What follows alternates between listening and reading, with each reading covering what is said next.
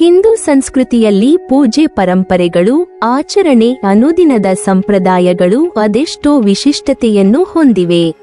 ನಮ್ಮ ಧಾರ್ಮಿಕ ಜೀವನವನ್ನೇ ಅಲಂಕರಿಸುವ ಇಂತಹ ಸಂಪ್ರದಾಯಗಳಲ್ಲಿ ದೇವರಿಗೆ ಮಾಲೆ ಹಾಕುವುದು ಅತ್ಯಂತ ಪ್ರಾಚೀನ ಮತ್ತು ಪವಿತ್ರ ಆಚರಣೆ. ಹೂವಿನ ಪರಿಮಳ, ತುಳಸಿಯ ಶುದ್ಧತೆ, ವಡೆಯ ಮಾಲೆಯ ವಿಶೇಷತೆ ಇವುಗಳ ಜೊತೆಗೆ ವೀಳ್ಯದೆಲೆ ಮಾಲೆಯು ಪ್ರಮುಖ ಸ್ಥಾನ ಪಡೆದಿದೆ. ಪ್ರತಿಯೊಂದು ಮಾಲೆಯು ವಿಶಿಷ್ಟ ದೇವತೆಯ ಆರಾಧನೆಗೆ ಸಂಬಂಧಿಸಿದಂತೆ ತನ್ನದೇ ಆದ ಮಹತ್ವವನ್ನು ಹೊಂದಿದೆ. ದೇವರಿಗೆ ಮಾಲೆ ಹಾಕುವ ಮೂಲಕ ಭಕ್ತಿ, ಶ್ರದ್ಧೆ, ಸಮರ್ಪಣೆ ಎಂಬ ಭಾವನೆಗಳನ್ನು ವ್ಯಕ್ತಪಡಿಸಲಾಗುತ್ತದೆ. ಈ ಸಂಪ್ರದಾಯಗಳಲ್ಲಿ ವೀಳ್ಯದೆಲೆಯ ಸ್ಥಾನ ಎಂದಿಗೂ ಅಸಾಧಾರಣ. ನಮ್ಮ ಪ್ರತಿಯೊಂದು ಶುಭ ಕಾರ್ಯವೂ ವೀಳ್ಯದೆಲೆಯಿಂದಲೇ ಆರಂಭವಾಗುತ್ತದೆ. ಮದುವೆ, ಉಪನಯನ, ಗೃಹ ಪ್ರವೇಶ, ಹೊಸ ಮನೆ ಅಥವಾ ವ್ಯಾಪಾರ ಆರಂಭ, ಯಾವುದೇ ಶುಭ ಕಾರ್ಯವನ್ನು ತೆಗೆದುಕೊಂಡರೂ ವೀಳ್ಯದೆಲೆ ಇಲ್ಲದೆ ಅದು ಪೂರ್ಣವಾಗುವುದಿಲ್ಲ. ಪೂಜಾ ವಿಧಿಯಲ್ಲಿ ಅದರ ಬಳಕೆ ಅಷ್ಟಮಟ್ಟಿಗೆ ಪವಿತ್ರವೆಂದು ಪರಿಗಣಿಸಲಾಗಿದೆ. ತೆಂಗಿನಕಾಯಿಯಷ್ಟು ಮಹತ್ವವನ್ನು ವೀಳ್ಯದೆಲೆಯೂ ಹೊಂದಿದೆ ಎಂದು ಹಿರಿಯರು ಮಾತಾಡುತ್ತಾರೆ. ವೀಳ್ಯದೆಲೆಯ ರೂಪದಲ್ಲಿಯೇ ದೇವಿಯ 3 ರೂಪಗಳ ವಾಸಸ್ಥಾನವಿದೆ ಎನ್ನುವ ನಂಬಿಕೆ ಹಿಂದಿನಿಂದಲೂ ಬಲವಾಗಿದೆ. ಎಲೆಯ ಮೇಲ್ಭಾಗದಲ್ಲಿ ಐಶ್ವರ್ಯದ ಸಂಕೇತವಾದ ಲಕ್ಷ್ಮಿ, ಮಧ್ಯಭಾಗದಲ್ಲಿ ಜ್ಞಾನ ಮತ್ತು ಕಲೆಯ ಪ್ರತಿರೂಪ ಸರಸ್ವತಿ, ಕೊನೆಯಲ್ಲಿ ಶಾಂತಿ ಮನೋಬಲಗಳ ರೂಪಕವಾಗಿರುವ ಗೌರಿಯ ವಾಸ. ಈ ನಂಬಿಕೆ ಎಲೆಗೆ ಮತ್ತಷ್ಟು ಪವಿತ್ರತೆಯನ್ನು ನೀಡುತ್ತದೆ. ಲಂಕಾಧಿಪತಿ ರಾವಣನು ಸೀತಾ ಮಾತೆಯನ್ನು ಅಪಹರಿಸಿ ಅಶೋಕವನದಲ್ಲಿ ಬಂಧಿಸಿ ಇಟ್ಟಿದ್ದ ಸಮಯವು ಭಾರತೀಯ ಆಧ್ಯಾತ್ಮಿಕ ಸಾಹಿತ್ಯದಲ್ಲಿ ಅತ್ಯಂತ ಭಾವನಾತ್ಮಕ ಹಾಗೂ ಮಹತ್ವದ ಘಟ್ಟವೆಂದು ಪರಿಗಣಿಸಲಾಗಿದೆ. ಅಶೋಕವನದ ನಿಶ್ಶಬ್ದ ನಸುಕಿನಲ್ಲಿ ವೀಳ್ಯದೆಲೆಯ ಸಿರಿಯ ನಡುವೆ ಕುಳಿತುಕೊಂಡಿದ್ದ ಸೀತೆಯ ಮನಸ್ಸು ಒಂದೇ ನಾಮವನ್ನು ಜಪಿಸುತ್ತಿತ್ತು, ರಾಮ. ರಾಮನಿಂದ ದೂರವಿದ್ದರೂ ಅವನ ದಿವ್ಯಸ್ಮರಣೆ ಸೀತೆಗೆ ಜೀವದಂಡದಂತೆ ಅರಳಿತ್ತಿತ್ತು. ಅಶೋಕವನದ ನಿಶ್ಚಲತೆ, ಭಯೋತ್ಪಾದಕ ವಾತಾವರಣ ಮತ್ತು ರಾವಣನ ಬಿಗುವಿನ ನಡುವೆಯೂ ಸೀತೆಯ ನಂಬಿಕೆಯನ್ನು ಕುಂದಿಸಲಾರದ ಶಕ್ತಿಯೊಂದು ಅವಳನ್ನು ನಿಲ್ಲಿಸಿದ್ದಿತ್ತು. ಅದು ರಾಮನ ಮೇಲಿನ ಅವಳ ಅಚಲವಾದ ಭಕ್ತಿ. ಇತ್ತ ಅಯೋಧ್ಯ ಜ್ಯೋತಿ ರಾಮನು ಸೀತೆಯ ಪತ್ತೆಗೆ ಅತೀವ ಕಳವಳಗೊಂಡಿರುವಾಗ ಆತನ ಅವಿನಾಭಾವ ಬಲಶಾಲಿಯೂ ಪರಮಭಕ್ತನೂ ಆದ ಆಂಜನೇಯನು ಸೀತೆಯನ್ನು ಹುಡುಕುವ ಮಹತ್ತರ ಕಾರ್ಯವನ್ನು ಕೈಗೊಂಡನು. ಆತನು ಕೇವಲ ರಾಮನ ಸೇನಾಪತಿಯಲ್ಲ, ಆದರೆ ರಾಮನ ನಾಮಸ್ಮರಣೆಯೇ ಶಕ್ತಿಯಾಯಿತೆಂದು ತೋರಿಸುವ ದಿವ್ಯಭಕ್ತ. ಸಮುದ್ರವನ್ನು ದಾಟಿ ಲಂಕೆಯ ದುರ್ಗದ ಸುರಕ್ಷಾ ವಲಯಗಳನ್ನು ಮೀರಿ ತನ್ನ ಚಾತುರ್ಯ ಮತ್ತು ಶಕ್ತಿಯಿಂದ ಅಶೋಕವನದವರೆಗೆ ತಲುಪಿದನು. ಸೀತೆಯನ್ನು ಕಂಡ ಕ್ಷಣದಲ್ಲಿ ಆಂಜನೇಯನ ದಿವ್ಯ ದೌತ್ಯಕ್ಕೆ ಪ್ರಾಣವೊಂದು ದೊರೆತಂತೆ ಅವನ ಮುಖದಲ್ಲಿ ಭಗವಂತನ ಸಂದೇಶವನ್ನು ಹೊತ್ತ ದೀಪದ ಬೆಳಕು ಹರಡಿತು. ಆದರೆ ಸೀತೆಗೆ ಆರಂಭದಲ್ಲಿ ಆಂಜನೇಯನ ಬಗ್ಗೆ ಅನುಮಾನವಿತ್ತು.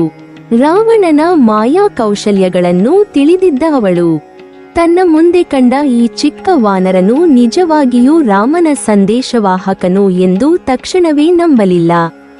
ಆದರೆ ರಾಮನ ಉಂಗುರವನ್ನು ಕಾಣುತ್ತಿದ್ದಂತೆ ಅವಳ ಕಣ್ಣೀರು ಗಂಗೆಯಂತೆ ಹರಿದು ಬಂದವು.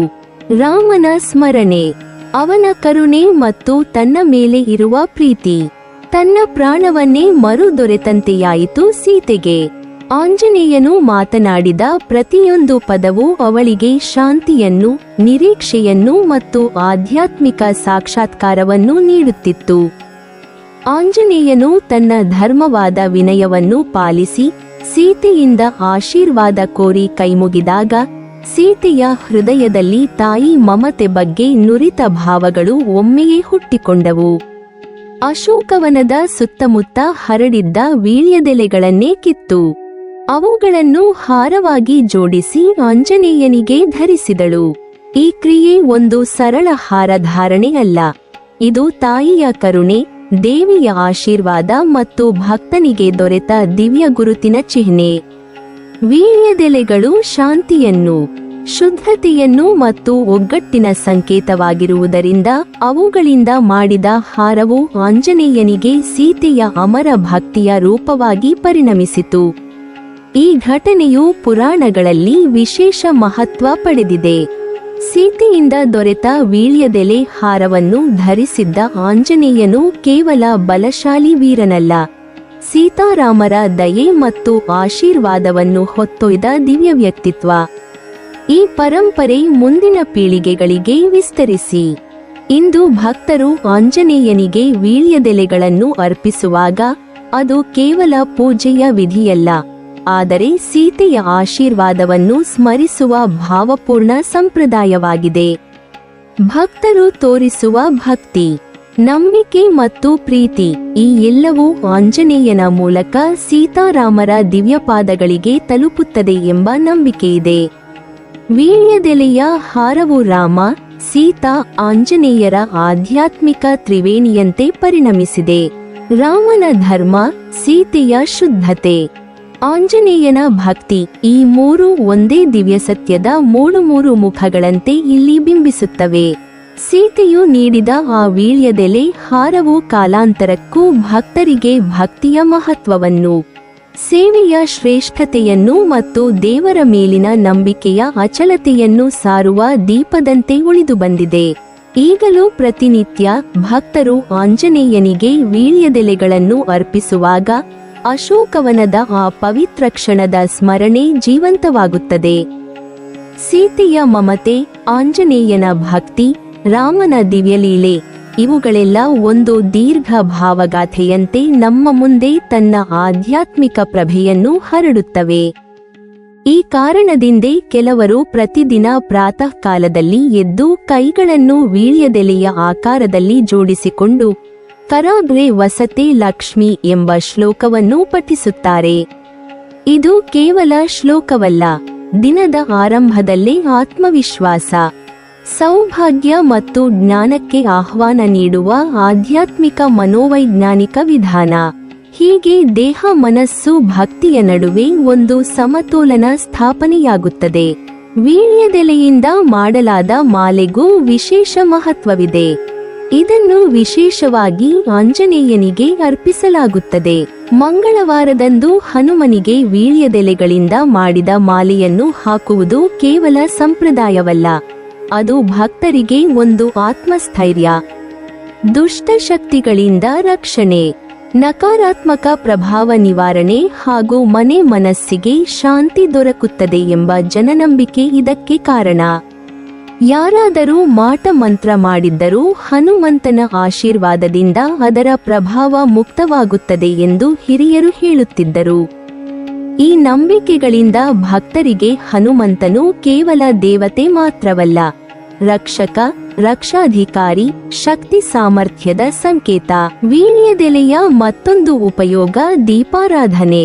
ವೀಳ್ಯದೆಲೆಗೆ ಅರಿಶಿನ ಕುಂಕುಮ ಹಚ್ಚಿ ಅದರ ಮೇಲೆ ತೊಟ್ಟಿಲಿನಂತೆ ಹಣತೆ ಇಟ್ಟು ತುಪ್ಪದಿಂದ ದೀಪ ಹಚ್ಚುವುದು ಅನೇಕ ಮನೆಗಳ ಆಚರಣೆ. ಹೀಗೆ ಜೋಡಿ ವೀಳ್ಯದೆಲೆ ದೀಪ ಹಚ್ಚುವುದರಿಂದ ಮನೆಯಲ್ಲಿ ಸದಾ ಸೌಭಾಗ್ಯ, ಸಮೃದ್ಧಿ, ಲಕ್ಷ್ಮೀ ಕಟಾಕ್ಷ ಇರುವುದು ಎಂಬ ದೃಢ ನಂಬಿಕೆ. ಗೃಹಿಣಿಯ ಮಾಂಗಲ್ಯ, ಮನೆಯಲ್ಲಿನ ಶಾಂತಿ, ಕುಟುಂಬದ ಒಗ್ಗಟ್ಟು ಇವುಗಳನ್ನೆಲ್ಲ ಈ ದೀಪಾರಾಧನೆ ಪೋಷಿಸುತ್ತದೆ ಎಂಬ ಭರವಸೆಯಿದೆ. ವೀಳ್ಯದೆಲೆ ಕೇವಲ ಪೂಜಾ ಸಾಮಗ್ರಿಯಲ್ಲ, ಅದು ಭಾರತೀಯ ಸಂಸ್ಕೃತಿಯ ಬೇರುಗಳನ್ನು ಪ್ರತಿಬಿಂಬಿಸುವ ಜೀವಂತ ಚಿಹ್ನೆ.